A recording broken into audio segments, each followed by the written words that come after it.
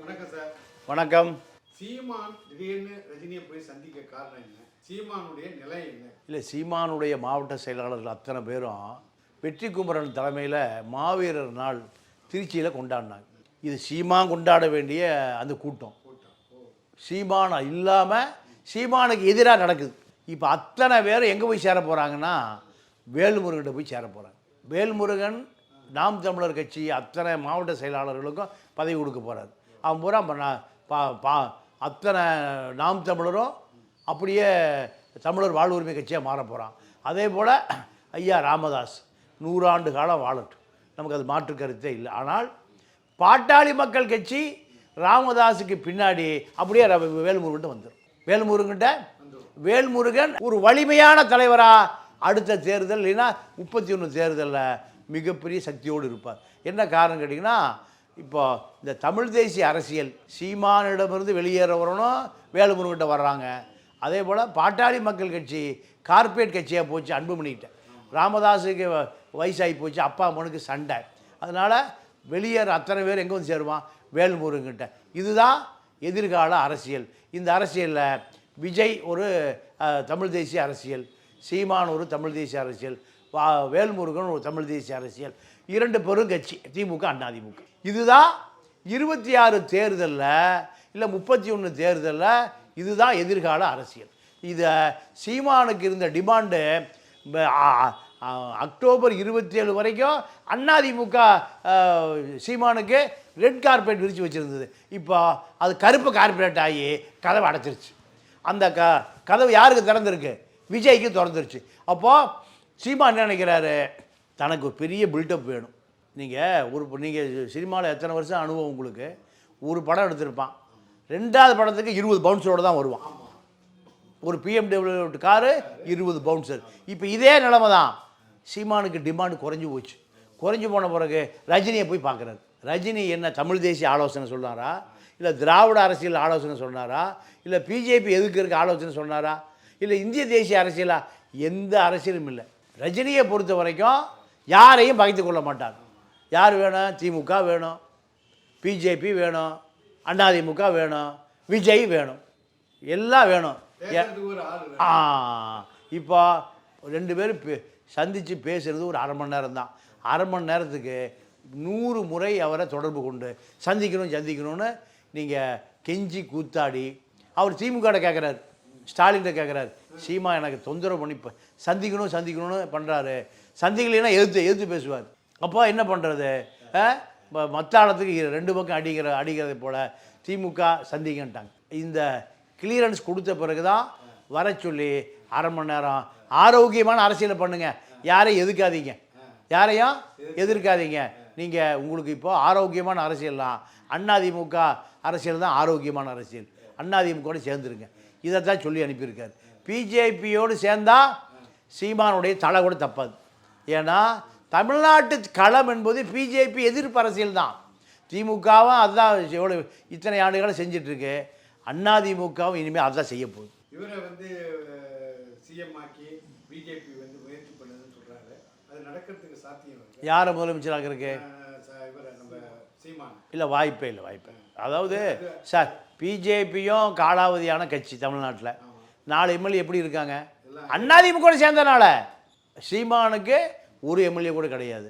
அப்போது முதலமைச்சர் என்பது நீங்கள் கமலஹாசன் ஒரு முதலமைச்சர், சரத்குமார் ஒரு முதலமைச்சர், விஜயகாந்த் ஒரு முதலமைச்சர், கார்த்தி ஒரு முதலமைச்சர், டி ராஜேந்தர் ஒரு முதலமைச்சர், பாக்யராஜ், இந்த பட்டியலில் சீமானும் ஒரு முதலமைச்சர்.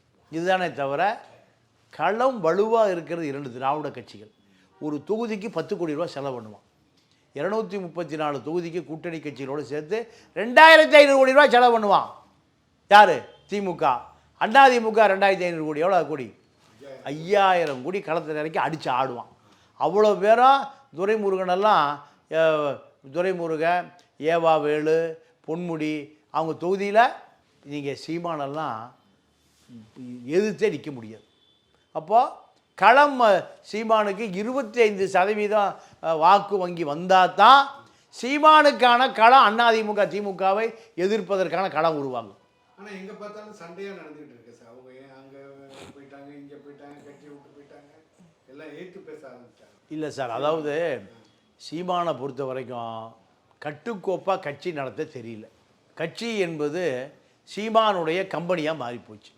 எல்லா மாவட்ட செயலாளர் என்ன குற்றம் சொல்கிறாங்கன்னா, இப்போது விக்கிரவாண்டியில் விழுப்புரம் மாவட்ட செயல் பிரகலாதன் அவர் இப்போது வாழ்வு உரிமை கட்சிக்கு போயிட்டார்.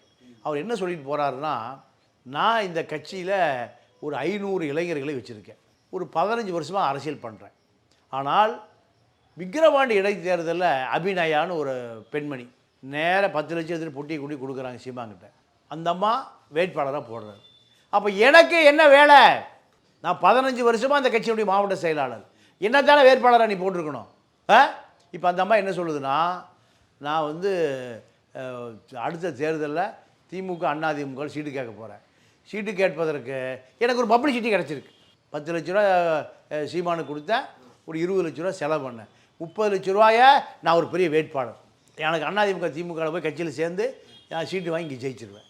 இதுக்காக வயா மீடியா எது? நாம் தமிழர். இது எப்படி நாம் தமிழர் மாவட்ட செயலர் பொறுத்திருப்பான்? இதுதான் பிரச்சனையே. அப்போ சீமானை பொறுத்த வரைக்கும் கொள்கையோ தொண்டர்களோ முக்கியம் இல்லை. எது முக்கியம்? பெட்டி தான் முக்கியம். இதுதான் நம்ம விஜயகாந்தனுடைய மச்சான் செஞ்சுட்டு கரெக்டாக கண்டுபிடிச்சிங்க. இது அனுபவம். அப்போது இப்போ என்னாச்சு அந்த கட்சி? விஜயகாந்த் என்னைக்கு கோமாவில் போனாரோ கட்சியும் கோமாவில் போயிடுச்சு. இப்போ வெற்றிக்குமாரை என்ன புகார் சொல்கிறாருன்னா, நான் கொடைக்கானல் ரியல் எஸ்டேட் பண்ணுறேன், பல கோடிகளை போட்டு பண்ணுறேன், கயல்விழி என்கிட்ட 2 கோடி கேட்குது, 1 கோடி கேட்குது. இதுதான் புகார். அப்போது கட்சியை பயன்படுத்தி தான் நீ ரியல் எஸ்டேட் பண்ணுற, கொடைக்கானலில் எஸ்டேட் வாங்கி விற்கிற, எனக்கு 2 கோடி 1 கோடி கொடுக்க முடியாது, கட்சி விட்டு வெளியே போ. அப்போ சீமானுடைய கார்ப்பரேட் கம்பெனி தான் நாம் தமிழர். இதுதான் எல்லா மாவட்ட செயலர்களும் ஒருமித்த கருத்தோடு வெளியேறுவதற்கான கூண்டோடு போயிட்டாங்க. இதுதான். அப்போ இதை பில்டப் பண்ணுறதுக்கு தான் யாரை போய் பார்க்குறாரு? ரஜினியை பார்க்குறாரு, மறைக்கிறதுக்கு. ரஜினி ஒரு பிஜேபி ஆதரவாளர், பிஜேபி பகிச்சிக்கவே மாட்டார். ராமர் கோயில் கட்டினா முதல்ல உட்காந்துருப்பார், அம்பானி வீட்டு கல்யாணத்துக்கு போனால் மோடிக்கு பின்னாடி உட்காந்துருப்பார், குத்தாட்டம் போடுவார். அப்போ ஒய்ஜி குடும்பம் முழுக்க ஆர்எஸ்எஸ் குடும்பம். ஆர்எஸ்எஸ் குடும்பம் பிஜேபிக்கு ஆதரவாக தான் இருப்பாரே தவிர அவர் தமிழ் தேசியத்துக்கோ திராவிட இயக்கத்துக்கோ ஆதரவாக இருக்க மாட்டார். ஏன்னா இங்கே ஆளுங்கட்சி திமுக. ராவேந்திரா கல்யாண மண்டபம் டபுள் டாக்குமெண்ட் போட்டு ஏமாற்றி ரஜினிக்கு விற்று விட்டாங்க. விற்றதை அவன் ஒரிஜினல் லேண்ட் ஓனர் வழக்கு போட்டு ஜெயிக்க போகிறான், ஜெயிச்சிட்டான். ஜெயிச்ச பிறகு கருணாநிதி காலில் போய் விழுகிறாரு, என்னை காப்பாற்றி கொடுன்னு. ஆற்காடு வீராசாமி கூப்பிட்டு அந்த வெற்றி பெற்ற நபரை ரஜினிகிட்ட பாதி பணத்தை வாங்கிக்க, இடத்த கொடுத்துருன்னு பஞ்சாயத்து பண்ணி முடிக்கிறார். சரி, நம்ம அந்த பழைய கதை. இப்போ அதுக்காக திமுகவுக்கு விசுவாசமாக இருக்கார். அவர் ஒரு கோடீஸ்வரன், தன்னுடைய கோடிகளை காப்பாற்றி கொள்வதற்கான அரசியல் பண்ணுவாரே தவிர நேராக யோகி ஆதித்யநாத் போய் பார்த்தாரு, அவர் காலில் விழுந்தார். ஏன்? வட இந்தியாவில் படம் ஓடணும். எந்த படம்? ஜெயிலரு. தமனா படத்தை பார்க்கணும். அந்த பாட்டு ஒன்று இருக்கும். என்ன பாட்டு அது? நல்ல பாட்டு. அது பேர் சொல்லுங்கள். ஆமாம், அந்த பாட்டை வந்து பாருங்கன்னு யோகியை கூப்பிடுறாரு. அந்த பாட்டு பாடும்போது அந்த பாட்டு பாடுற நாயகிக்கு துணி கண்டு விழுகிற நிலைமையில தான் இருக்கும். அதுதான் ரசிகர் பார்த்துட்டு இருப்பான். அதை போய் நான் பார்க்க முடியாம ஐயா, யோகி ஆதித்யநாத் சொல்கிறது, துணை முதலமைச்சர் தர்றேன் கூட்டிகிட்டு போய் படத்தை காமினார். அங்கே அனுப்பியது யாருன்னு கேட்டிங்கன்னா சன் பிக்சர்ஸ். ஏன்? அங்கே வட இந்தியாவில் ஒரு 50 கோடி ரூபாய் வியாபாரம் இருக்குது, போய் பாருனாங்க. இப்படி தான் ரஜினி. அதனால் அவர் யாரையும் பகைத்து கொள்ள மாட்டார், யாரையும் எதிர்த்து பேச மாட்டார். நீங்கள் அரை மணி நேரம் சந்திப்புக்காக சீமான் ஒரு 50 ஃபோன் பண்ணியிருப்பார். சரி, சந்தித்து என்னால் முடிஞ்ச உதவி, நீயும் முதலமைச்சராகு வாழ்த்தி அனுப்பிச்சிருக்காரு. எப்போ முதலமைச்சர் ஆகுது என்பது காலம்தான் முடிவு செய்ய வேண்டும். கடைசி ஒரு கேள்வி சார். நேற்று அவர் இந்த இதில் வந்து நான் சினிமாவில் ரஜினி சூப்பர் ஸ்டார், நான் அரசியல் சூப்பர் ஸ்டார்னு சொல்லியிருக்காருல்ல, அதை பற்றி உங்களுடைய கருத்து? இப்போது ரஜினி 75 சினிமாவுக்கு வந்தார். இன்றைக்கி ஏறக்குறைய 40 வருஷம் ஆச்சு. இந்த சூப்பர் ஸ்டார் பட்டத்துக்கு எத்தனை வருஷம் தேவைப்பட்டிருக்கு? 40 ஆண்டு. இப்போ அவருக்கு வயசு 76 ஆகி போச்சு. இளைஞராக வந்து இப்போ அவர் தாத்தாவாயிட்டார். இந்த தாத்தாவை ஆன பிறகு தான் சூப்பர் ஸ்டார் பட்டமே கிடச்சிருக்கு. சீமா இப்போ தான் அரசியலில் 8% வந்திருக்கார். எம்ஜிஆர் கட்டியாண்ட அரசியல், பெரியார் கட்டியாண்ட அரசியல், காமராஜ் கட்டியாண்ட அரசியல், இப்படி ஜெயலலிதா கட்டியாண்ட அரசியலில் சூப்பர் ஸ்டார் பட்டம்னா எம்ஜிஆருக்கே சூப்பர் ஸ்டாராக சொல்லலை, அவரே தன்னை சூப்பர் ஸ்டார்னு சொன்னதே இல்லை. ஏழை எளிய பாட்டி கீட்டி எல்லாம் பார்த்தா கட்டி பிடிச்சிக்குவார். அந்த உண்மையான சூப்பர் ஸ்டார் எம்ஜிஆர் தான். ஏன்னா ரெட்டை இலை அவருக்கு சொந்தமானது, சுயம்பா அவரே உருவாக்குனது. அவரை அண்ணாவை முதலமைச்சராக்கினார். யாரை? அண்ணாவை முதலமைச்சராக்கியவர் எம்ஜிஆர். அவர் முதலமைச்சர் ஆக்குனதெல்லாம் அதிசயம் கிடையாது. தம்பி உன் தங்க முகத்தை காமின்னு பட்டி தொட்டியெல்லாம் எம்ஜிஆரை கூட்டிகிட்டு போய் காமிச்சா அண்ணா முதலமைச்சர் ஆனார். அண்ணா முதலமைச்சர் ஆவதற்கு எம்ஜிஆருடைய வாக்கு. கருணாநிதி முதலமைச்சர் அண்ணா இறந்த பிறகு எம்ஜிஆருடைய ஆதரவு இல்லைன்னா கருணாநிதி முதலமைச்சராக இருக்க முடியாது. எஸ்எஸ்ஆர் ஒழிச்சிருப்பார் அவர். எஸ்எஸ்ஆரை சரி கட்டுவதற்கு கருணாநிதி போய் சேர்ந்த இடம் சத்யா ஸ்டுடியோ. சத்யா ஸ்டுடியோ போய் தான் கோட்டைக்கு போக முடிஞ்சுது கருணாநிதி. அப்போ 2 பேரை முதலமைச்சராக்கினார். ஜெயலலிதாவை முதலமைச்சராக்குனது யார்? எம்ஜிஆருடைய ரெட்டையில தான். ஓபிஎஸ் முதலமைச்சராக்குனது யார்? இபிஎஸ் முதலமைச்சராக்குனது யார்? இத்தனையும் எம்ஜிஆருடைய ரெட்டையிலை. அவரே சூப்பர் ஸ்டார்னு சொல்கிறதில்லை. அவரே மக்கள் தொண்டர்னார். மக்கள் தொண்டன், மக்களுக்காக மக்களால் ஆளப்படுவதான் மக்களாட்சினார். ஆனால் அந்த சூப்பர் ஸ்டார்லாம் சூப்பர் ஸ்டார்னு சொல்ல 8% வாக்கை வாங்கி அதை நீங்கள் 8 எவ்வளோக்கு போக போகுது? 2க்கு போக போகுது 26. இவர் எப்படி சூப்பர் ஸ்டார் ஆக முடியும்? நன்றி, வணக்கம்.